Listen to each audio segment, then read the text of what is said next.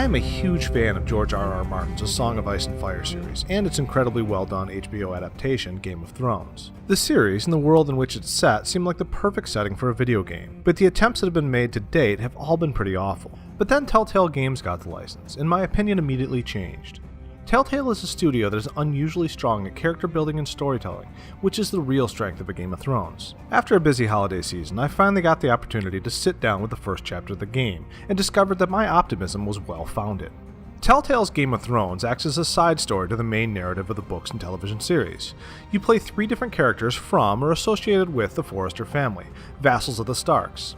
I suspect additional characters will be added as the series progresses. I should point out that, in order to review this title, I'm going to have to spoil some things. If you're not caught up on the show and the books and are worried about spoilers, you might want to leave now. The first episode of the game begins with a red wedding, one of the most infamous events in the series, and that's really saying something. In this section, you play Garrett, a young squire who has just been promoted to full knight in anticipation of an upcoming battle. Naturally, the Freys betray their alliance and massacre much of the Stark forces, including your lord and all his men.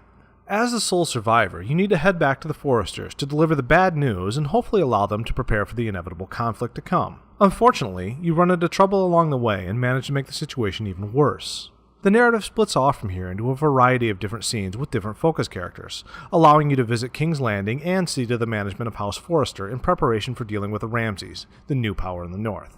Other than the shifting narrative, the game plays much like other TellTale Games titles, with most of the gameplay taking place inside dialogue trees and QuickTime events. This works well for Game of Thrones since the majority of the drama in the series is of the political variety.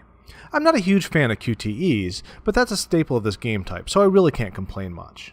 One of the big draws from this title is that TellTale has managed to get a lot of the talent from the HBO series to reprise their roles, including Lena Headey's Icy Queen Cersei and fan favorite Tyrion Lannister, played by the always fantastic Peter Dinklage. The voice work here is top-notch and makes excellent use of established characters to set the scene, but still allow the player to be the focus. My one complaint about the game is the art style. TellTale Games has never been known for cutting-edge graphics, and I'm fine with that. In Game of Thrones, there's this strange design decision where all the backgrounds have sort of a washed-out look, which makes it look vaguely like watercolor painting. I could see this being done well, but to me it just doesn't work with the cartoonish art style of the game. It just looks fuzzy and indistinct.